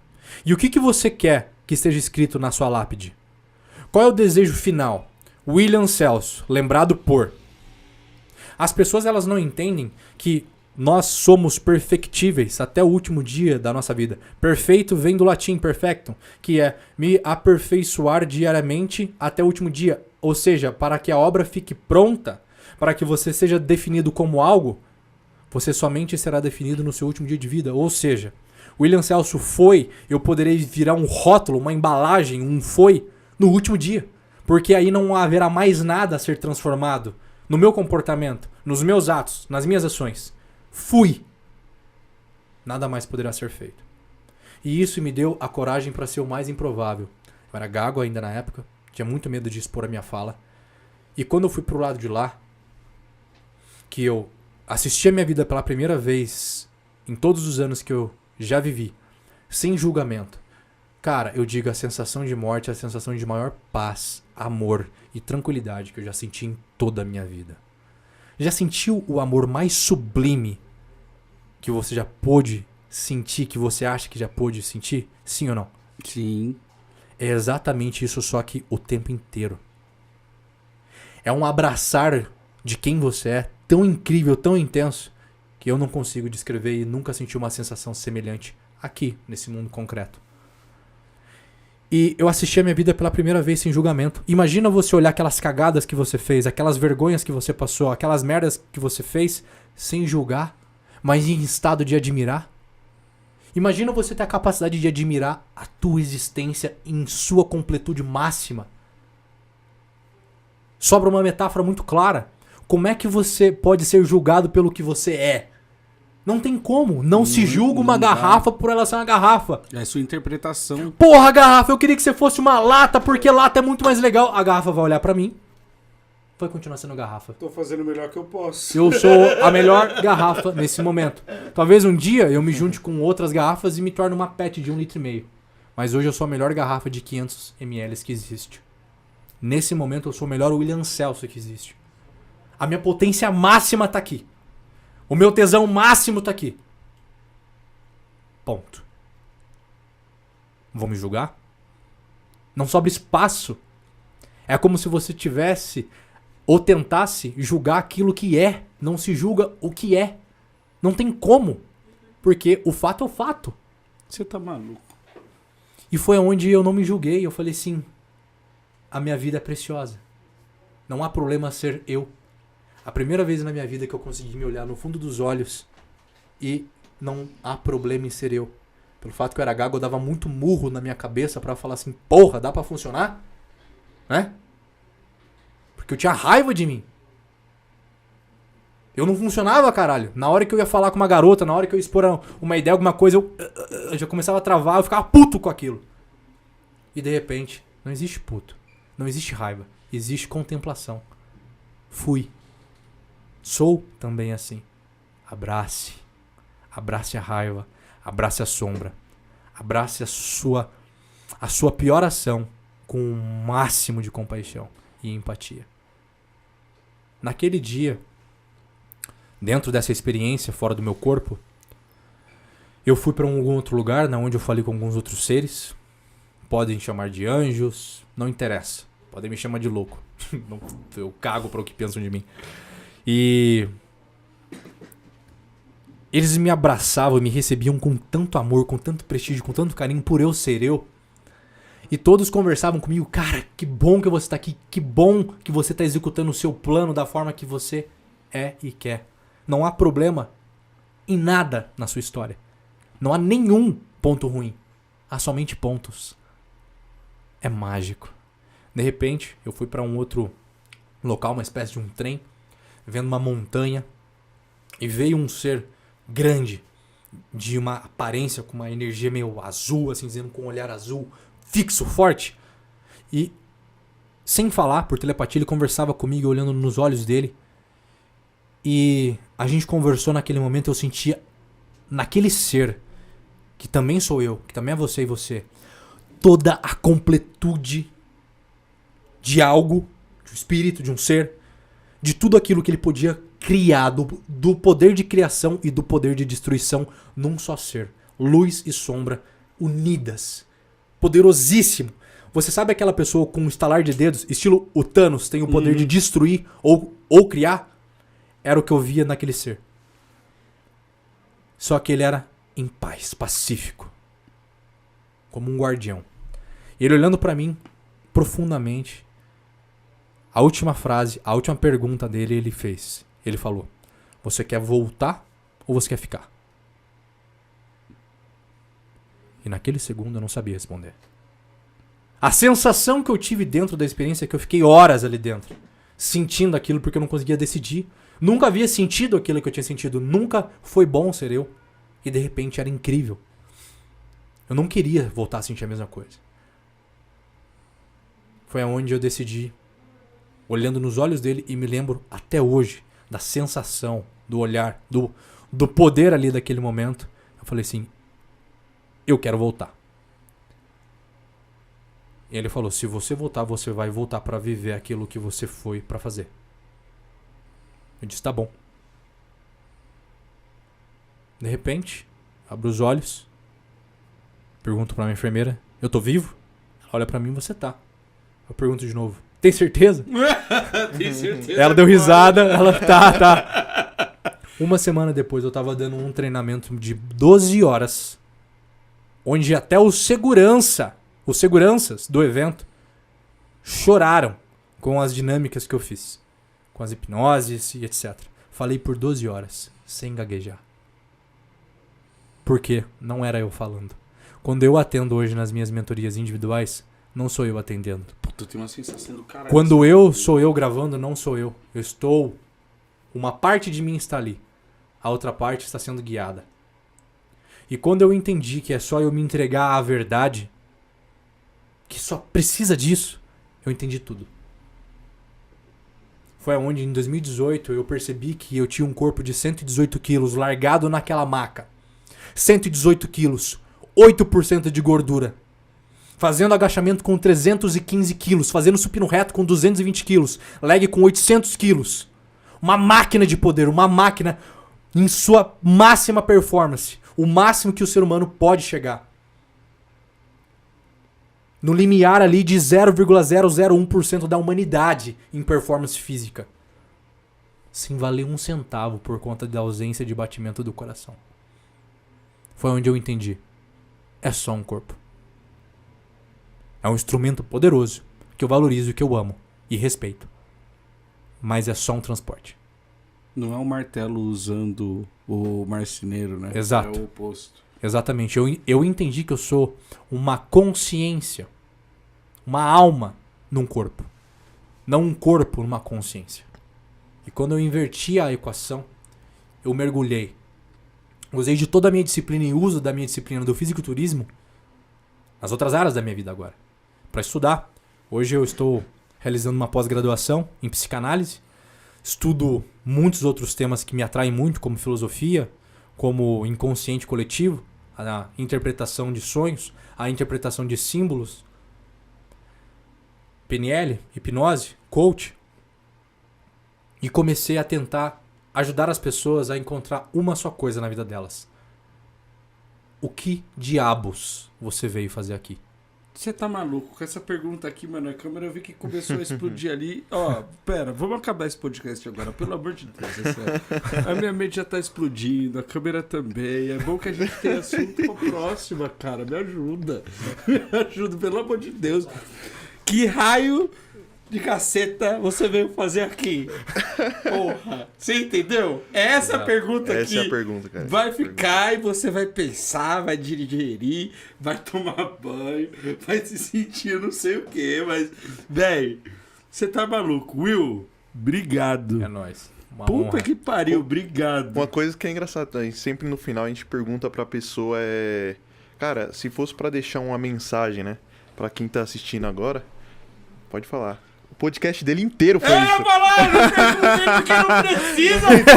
Mano. Se o cara vê um segundo aqui, se ele ver a chamada da Thumb, a minha vida mudou, cara. Da Thumb. Você tá louco, velho. É nóis, é nóis, velho.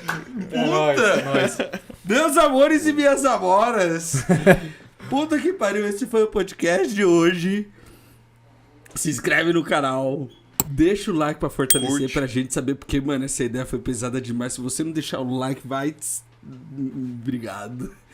Mas obrigado mesmo, Will, obrigado. É nóis. Tamo junto. Obrigado, Natan. Puta que pariu, minha mente tá explodindo Louco, aqui. né, cara? E olha que eu já tô acostumado a trabalhar com essa porra, mas eu nunca soube. Antes ele levantava peso com os braços. Hoje a voz dele levanta almas, Você tá né, cara? maluco, você tá maluco. Caralho, você tá maluco. essa foi pesada. Você tá maluco. Essa eu vou até anotar.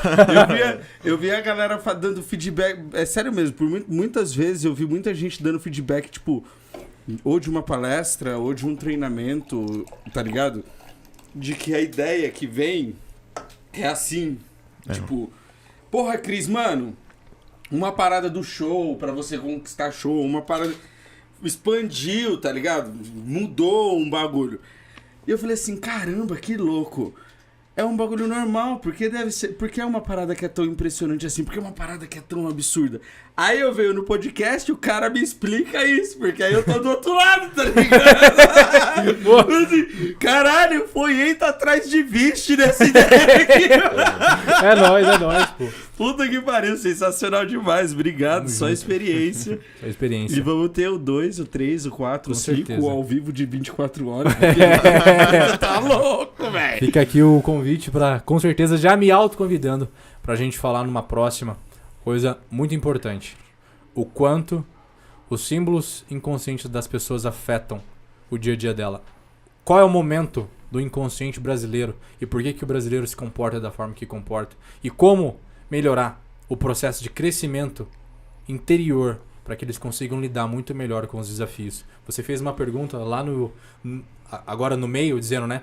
Will, qual é a parada pro cara sair do né? Tipo assim, estado de inconsciência pra consciência. Que é o que eu vou explicar. Você já entendeu que você vai ter que assistir o próximo podcast? Ô, produção, a gente consegue gravar já amanhã?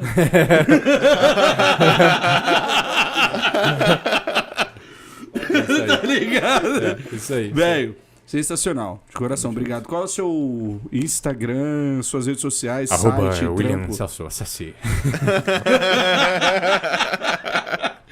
De É isso qualquer aí. forma, né, vamos colocar aqui, a produção Acessa vai colocar aí. também, William Celso. Entra lá, segue lá muito, o cara é monstro. Literalmente. Contrata ele aí que você vai ver. Se você viu isso aqui no podcast, imagina esse maluco trabalhando pra você, meu filho. Pelo amor de Deus. Pelo amor de Deus. Beijo, gente. isso aí. Amo vocês. Natan, você tá Valeu. meu lado Beijo pra hoje, vocês. caramba. Pra que falar, cara? Eu sei, mano, Ó, mas porra. eu tenho visto os podcasts aí, eu olho os comentários, só tá lá. Os caras não deixam ninguém falar, irmão. Quando vem um cara desse aqui, eu não tenho que ficar cortando ele, tem que deixar ele falar, irmão. Abundância, irmão. Abundância total, mano. Tá maluco. Aí essa parte chata você deixa comigo, né? Tipo, enquanto eu presto atenção, você fica cutucando, fazendo pergunta. Boa. A minha imagem já contempla aqui. Um beijo, galera.